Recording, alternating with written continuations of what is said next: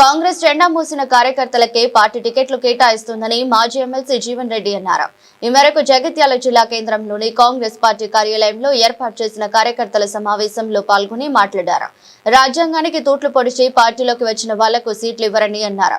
Municipal ఎన్నికల్లో కార్యకర్తలే రథ సారథులు అని కొనియాడారు.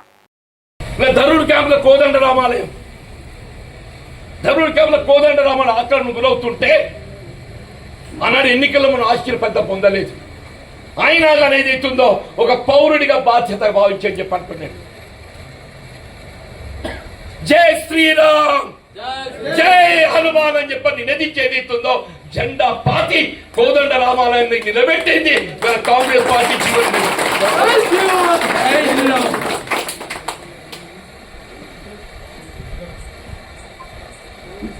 మా మిత్రుడు అభయాంజనేయ స్వామి దేవాలయం మనకు ఆత్మశైలిని కలిగించేది ఆంజనేయ స్వామి అని చెప్పి అంటున్నాం. నిజమైన భక్తుడు రాములవారికి ఎవరు అని అంటే ఆంజనేయ స్వామి అని చెప్పి అంటున్నాం. మనం ఆంజనేయ స్వామిని కొలవడం కాదు, ఆ రాముల వారి ఆలోచన విధానానికి అనుగుణంగా ధర్మానికి కట్టుబడి యొక్క ప్రజాస్వామ్యాన్ని నిలబెట్టగలిగేటోడే నిజమైన రాజకీయ నాయకుడు.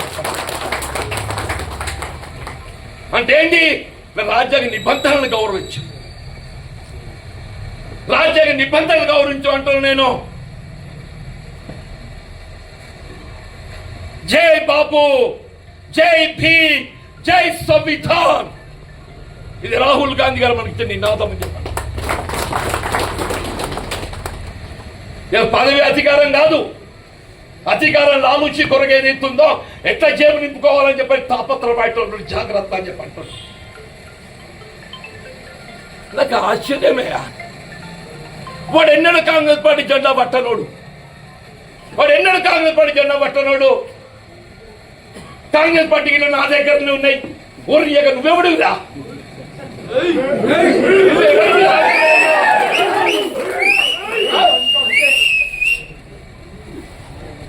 కాంగ్రెస్ పార్టీ అంగట్ల సరుకు కాదు, కాంగ్రెస్ పార్టీ అంగట్ల సరుకు కాదు అని చెప్పంటు నేను. మేము 10 ఏళ్ళు కాంగ్రెస్ పార్టీ జెండా మోసిన మా సోదర కార్యకర్తలు ఏదైతుందో ఆహార నిశలు ఆర్థిక ఇబ్బందులు ఎదుర్కొని మా అజర్బాయ్ కౌన్సిల్ గెలిచి కూడా నేను ఆటో నడుపుకొని బతుకుతున్నాను. మా अजहरभाई काउंसिल डिपार्टमेंट ने काउंसिल जीतने के बाद 5 साल के बाद आज ऑटो चलाते हो जी रहे निजामाबाद में.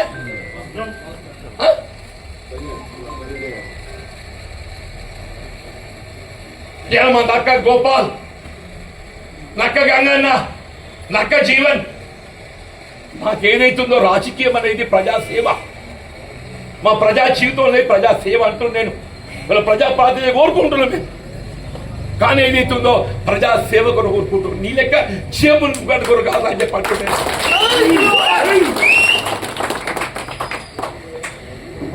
పదేళ్ళెవడు కాంగ్రెస్ పార్టీ జెండా మోచిండో రేపు భవిష్యత్తు అదే కాంగ్రెస్ కార్యకర్త తప్ప వేరే ఎవరిని కాదు అని చెప్పండి.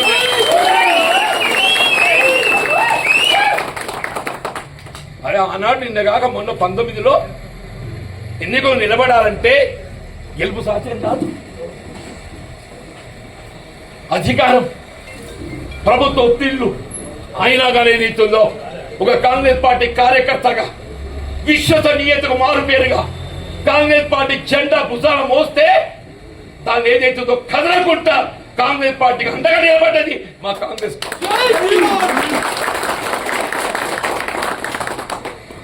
ఒరియగాడి కాంగ్రెస్ పార్టీ సిద్ధాంతం తెలియదు, కాంగ్రెస్ పార్టీ సంబంధం లేదు, ఎన్నడెవడు జెండా మోసేవాడు కాదు. టికెట్లు పంచుకుంటానికి ఏదైతుందో ఇది నీ అయ్యే సొత్తు కాదు, అబ్బా సొత్తు కాదు.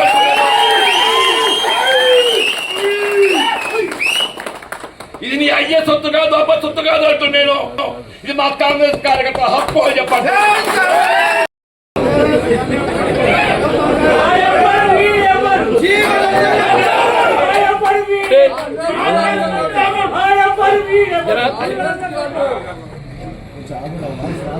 పది తలలు నరికిన రామచంద్ర ప్రభు ఏదైతుందో మనకు ఆదర్శం అని చెప్పండి.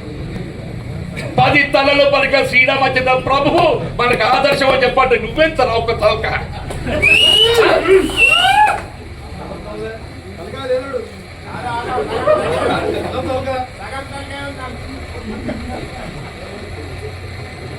నేను చదువుకున్న నేను బాధావిని చదువుకోరా నాయన. అంబేద్కర్ రాజ్యాంగం 9th షెడ్యూల్ ఏం చెప్తుందో చదువు వస్తుంది కదా నీకు.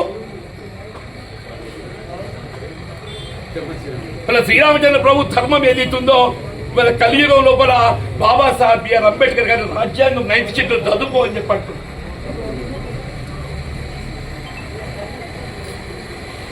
వీళ్ళ ఏ కులము తలము మతము, నాకు ఈ మతం లేదు ఆ మతం లేదు, హిందువును ఒక హిందువునైనంత మాత్రం లేదు, ఒక హిందువునే కాదు అన్ని మతాలను గౌరవించడం ఏదైతుందో దానికి భారత రాజ్యాంగం ఇచ్చినట్టుగా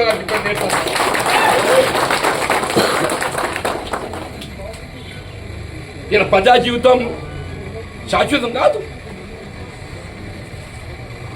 మహామహులు కూడా పోయినరు, నేను కూడా పోతా కావచ్చు, అంతేముందే.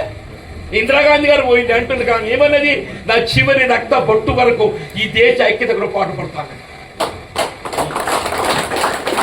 నేను ప్రజాస్వామ్యం నిలబెట్టడానికి కొరకు, నా కార్యకర్తల హక్కులు నిలబెట్టడానికి కొరకు ఇవాళ ఏదైతుందో నా చివరి క్షణం వరకు నేను పోరాటం చేస్తా, మీ హక్కు నిలబెడతా, మీ హక్కు నిలబెడతా అని చెప్పట్లేదు నేను. మన ఒకళ్ళ టార్గెట్ 50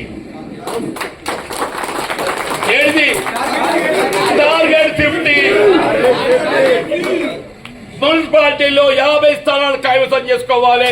కాంగ్రెస్ పార్టీ జెండా ఎగరవేయాలి. సభలు